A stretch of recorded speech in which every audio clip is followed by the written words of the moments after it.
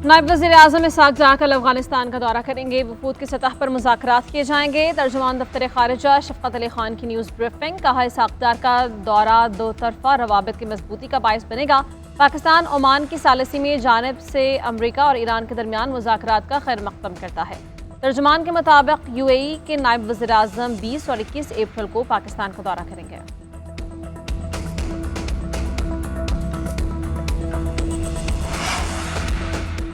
दहशतगर्दी को जड़ से उखाड़ने के लिए जिहाद जारी रहेगा। ऐसी इबरतनाक शिकस्त देंगे कि मैली आंख से देखने की जरूरत नहीं कर पाएंगे। वज़ीर-ए-आज़म शहबाज शरीफ की अमन अमान की सूरत हाल पर जायजा इजलास में गुफ्तगू। कहा, पाकिस्तान के दुश्मन हमारी मुआशी कामयाबियों से खाइफ हो चुके हैं। दहशतगर्दी के खिलाफ तमाम सूबों और इदारों के अक़दामात लायक़ तहसीन हैं। बहादुर अफसर और जवान दिन रात जानों का नजराना पेश कर रहे हैं। दहशतगर्दी और इंतहा पसंदी के खात्मे के लिए विफाक सूबों की मुआवनत करेगा। इख्तलाफात भुलाकर मिलकर काम करना है।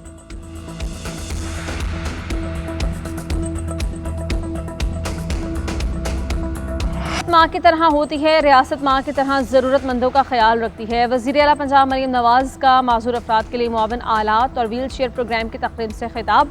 कहा, रियासत ताकतवरों के लिए नहीं, कमज़ोर लोगों के लिए होती है। फलाही मनसूबों की तकमील मेरा ख्वाब है। स्पेशल अफराद मुआशरे का हिस्सा हैं, लेकिन उनकी आवाज़ सुनाई नहीं देती। अपनी कैफियत अल्फाज में बयान नहीं कर सकती। खुशी है कि अब इक़्तिदार का रुख बदला है। दुआ है कि तमाम खुसूसी अफराद बेहतर ज़िंदगी गुजार सकें।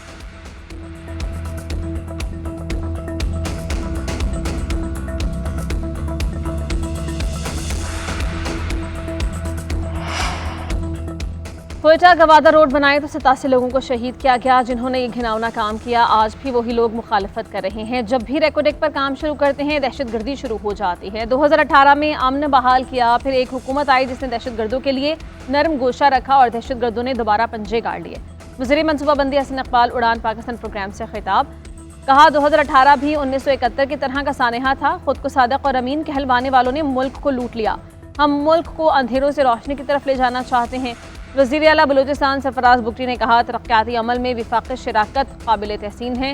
मनसूबे अवामी फलाह की समत दुरुस्त कदम है। विफाक़ी और सूबाई हम आहंगी से बलूचिस्तान की तरक्की यकीनी बनाएंगे। यकीन दहानी करवाता हूँ कि बलूचिस्तान तरक्की में सबसे आगे नजर आएगा।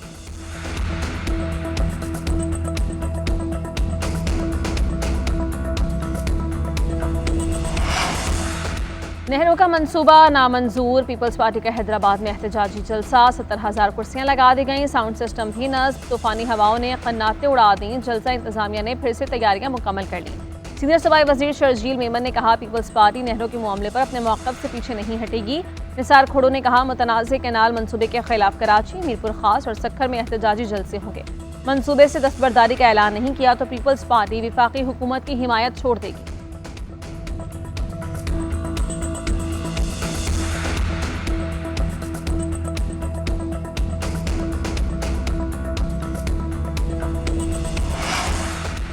आइंदा माली साल के लिए टैक्स टू GDP हदफ बढ़ा दिया गया। IMF के साथ हदफ 11.2% करने पर इत्तेफाक। रवा माली साल 10.6% हदफ हासिल किया जाएगा। ज़राए के मुताबिक GDP हजम का तखमीना लगाकर FBR का हदफ मुकर्रर किया जाएगा। कर्ज प्रोग्राम में रहते हुए तनासुब 13% तक बढ़ाया जाएगा। सालाना बतदरीज इजाफा होगा।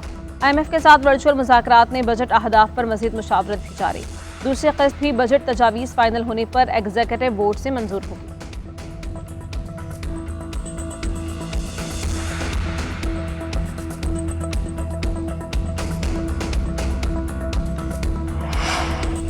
मिलिट्री ट्रायल के लिए पिक एंड चूज किस तरह से किया गया। अगर कोई सिविलियन फौजी तनसीबात पर हमला करता है तो उसका आर्मी एक्ट की शिक 8(3) से क्या ताल्लुक है। जस्टिस हसन अजहर रिजवी के मिलिट्री ट्रायल केस में सवालात।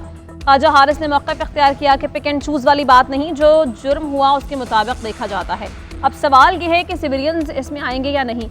अगर आर्म्ड फोर्सेज का डिसिप्लिन खराब होगा तो उसका ट्रायल हो सकता है। जस्टिस जमाल मंदोखिल ने रिमार्क्स दिए, अगर डिसिप्लिन भी उसमें आएगा तो हर कोई कहेगा कि मेरा डिसिप्लिन खराब हुआ है, इसका मिलिट्री ट्रायल करें। इस केस को उमूमी ना करें। ऐसा ना हो कि नमाजें बख्शवाने गए और रोजे गले पड़ गए। वज़ारत दिफ़ा के वकील ख्वाजा हारिस की जवाब दलाइल जमा। मजीद समाअत 28 अप्रैल तक मुलतवी।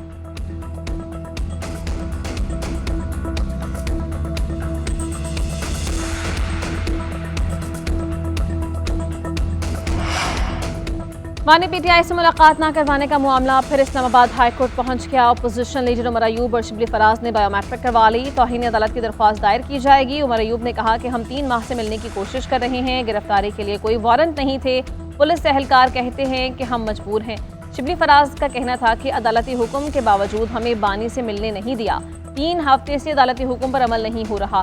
जजेस को चाहिए अपने फैसलों पर अमल दरामद करवाएं। अलीमा खान ने कहा, बानी पीटीआई से मुलाकात से रोकने का मकसद मुकदमात खराब करना है। ये चाहते हैं कि वकला मुशावरत न कर सकें।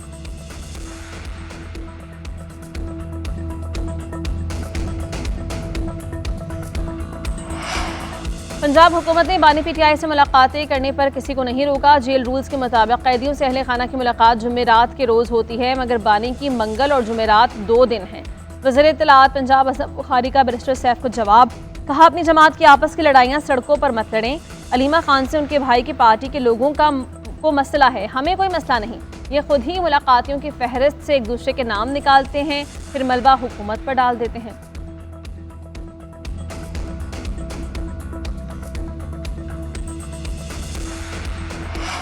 और शदीद गर्मी में मौसम की अंगड़ाई। फैसलाबाद और गिरदनवाह में तेज़ बारिश। लाहौर, गुजरात समेत पंजाब के दीगर शहरों में आज भी बारिश की पेशगोई। केपी के मुख्तलिफ इलाकों में बारिश और बर्फबारी का इम्कान। फ्लैश फ्लडिंग, लैंडस्लाइडिंग और तोदे गिरने का भी खदशा। शहरियों को गैर ज़रूरी सफ़र से गुरेज की हिदायत। सिंध में मौसम गर्म और खुश्क। हैदराबाद में मिट्टी का तूफान। कराची में हीट वेव का एक और अलर्ट जारी। 20 से 23 अप्रैल तक 4 से 6 डिग्री इजाफा मुतवक्के। 20 अप्रैल से समुद्री हवाएं बंद रहेंगी। पारा 40 तक जाने का इम्कान।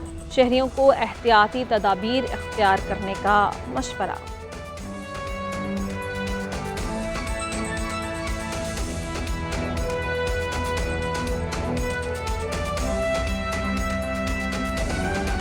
तो हैदराबाद में पाकिस्तान पीपल्स पार्टी आज केनाल मंसूबे के खिलाफ जलसा कर रही है, जिसके लिए अटरी बाईपास जलसागाह बनाई गई है। पीपल्स पार्टी के सीनियर रहनुमा मौला बख्श चांडियो जलसागाह पहुंचे। उनसे ब्यूरो चीफ हैदराबाद आफ्ताब अहमद की गुफ्तगू हुई है, आपको भी सुनाते हैं।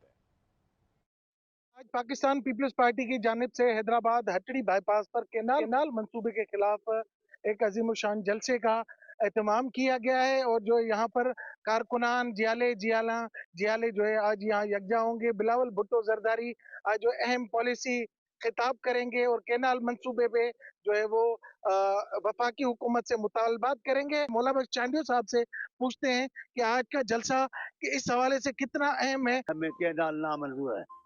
सिंधु पे कोई केनाल कबूल नहीं किया जाएगा। सिंधु के खिलाफ जो साजिश की जा रही है, उसके बहाव के खिलाफ, उसके पानी के खिलाफ, ये सिंध के वजूद के खिलाफ है। तो कोई सिंध का आदमी कबूल नहीं करेगा। और पीपल्स पार्टी ने तो कभी सिंध के हुकूक पर सौदेबाजी की नहीं है। पीपल्स पार्टी ने कोई मौका हाथ से नहीं जाने दिया जब सिंध के हुकूक की बात आई हो और सिंध पीपल्स पार्टी खामोश होकर बैठी हो। ऐसा मुमकिन नहीं है। बिलावल भुट्टो साहब का केनाल के खिलाफ आवाज उठाना, आप समझे, सिंध के बच्चे बच्चे की आवाज है। और जलसा करने जा रहे हैं और बिलावल भुट्टो का खिताब सुनेंगे, जिसमें जो है वो अहम ऐलान और मुतालबात करेंगे। जी।